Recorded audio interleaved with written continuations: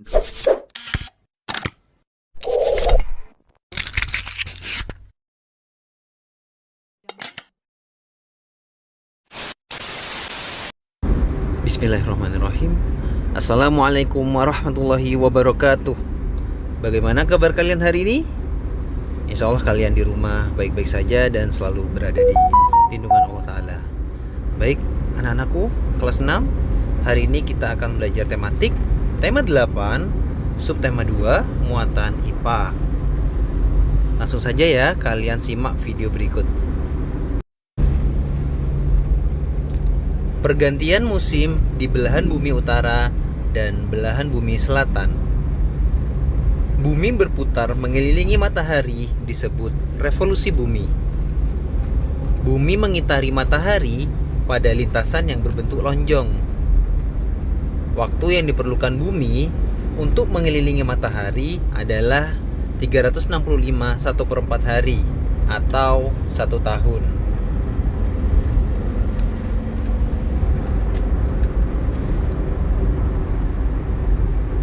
Bumi memiliki poros yang miring dan membentuk sudut 23,5 derajat terhadap bidang edar. Akibat kemiringan tersebut, matahari kadang lebih banyak menyinari belahan bumi utara atau selatan. Perpindahan posisi matahari tersebut berdampak pada perbedaan 4 musim di wilayah subtropik bumi, yaitu musim semi, musim panas, musim gugur, dan musim dingin.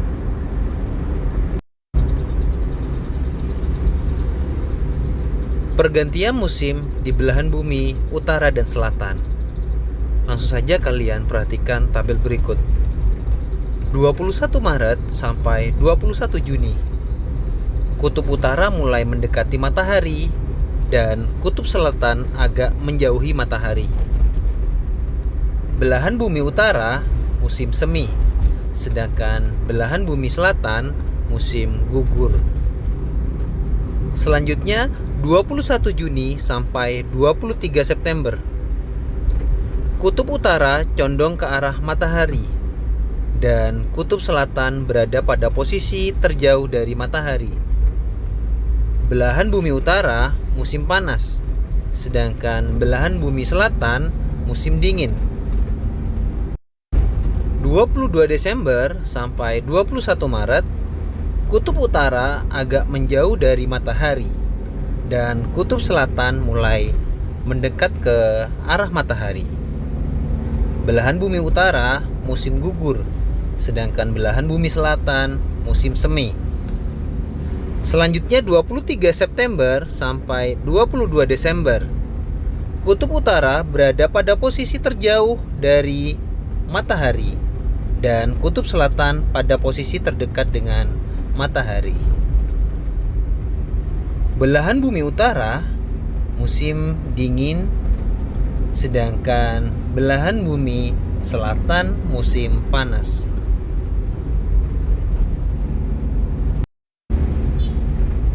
Selanjutnya, pergantian musim di Indonesia.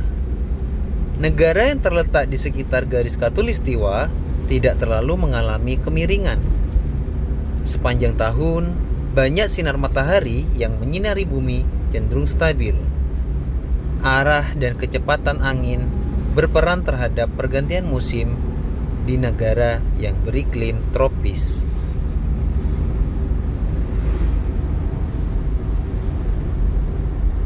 Indonesia adalah salah satu negara yang mengalami 2 musim. Musim hujan dan musim kemarau di Indonesia terjadi pada periode tertentu. Yang pertama, musim kemarau terjadi pada bulan Maret hingga Agustus. Bertiup angin muson timur yang sifatnya kering. Dan yang kedua, musim hujan terjadi pada bulan September hingga Februari. Bertiup angin muson barat yang banyak membawa uap air.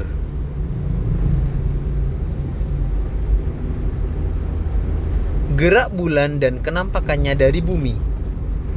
Bulan merupakan satelit alami bumi. Jika dilihat dari bumi, Bulan tampak bersinar terang karena memantulkan cahaya dari matahari. Kenampakan bentuk bulan dapat berbeda-beda. Hal tersebut disebabkan oleh pengaruh rotasi dan revolusi bulan.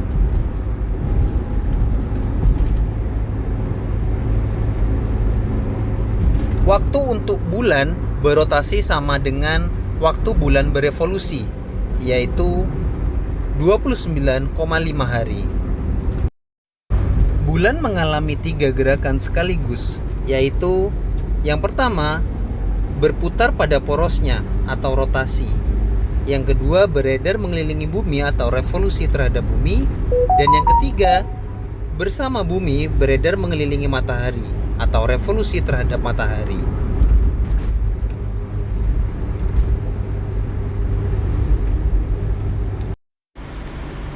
Gerakan bulan dan peristiwa gerhana bulan. Bulan sebagai satelit alami juga mengalami pergerakan. Bulan bergerak dengan rotasi dan revolusi. Rotasi bulan adalah gerakan bulan berputar pada porosnya. Revolusi bulan adalah gerakan bulan mengelilingi bumi. Setiap bulannya, penampakan bulan berubah-ubah jika dilihat dari bumi. Ini yang dinamakan fase bulan.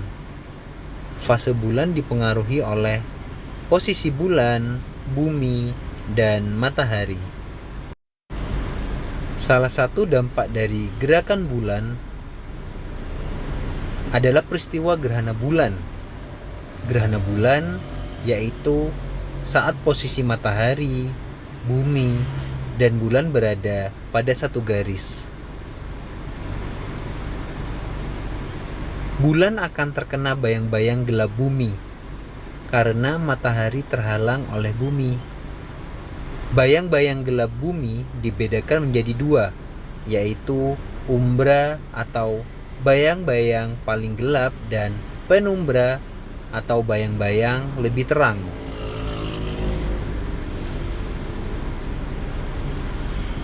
Skema gerhana bulan.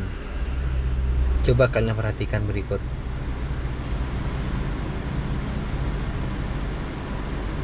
Selanjutnya, berdasarkan letak bulan terhadap daerah bayang-bayang bumi, gerhana bulan dibedakan menjadi 3, yaitu yang pertama, gerhana bulan sebagian. Terjadi saat sebagian bulan memasuki daerah umbra dan sebagian lainnya masuk ke daerah penumbra bumi. Kenampakan bulan sebagian berwarna gelap dan juga sebagian lainnya terang.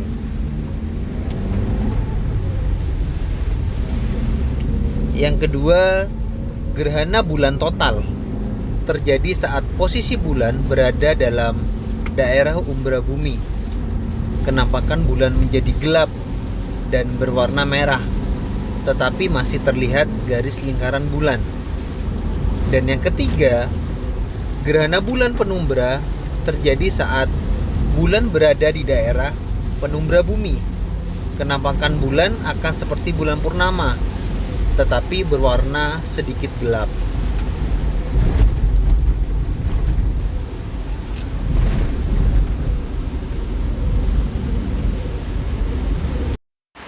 Gerhana bulan mengakibatkan pasang naik tertinggi dan pasang surut terendah air laut. Hal tersebut disebabkan gaya gravitasi bulan yang cukup besar sehingga menarik air laut. Pasang naik tertinggi berdampak pada masuknya air laut ke wilayah pesisir, biasanya dikenal sebagai banjir rob.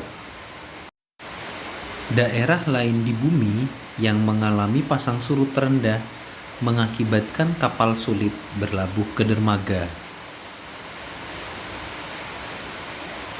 Mungkin itu saja untuk pertemuan kali ini materinya. Langsung saja kalian simak dan tugasnya kalian kerjakan tema 8 subtema 2 muatan IPA. Jadi kalian kerjakan, jangan lupa membaca doa terlebih dahulu. Kalau sudah, langsung kalian foto dan kirim ke Ustadz Tian. Mungkin itu saja untuk hari ini.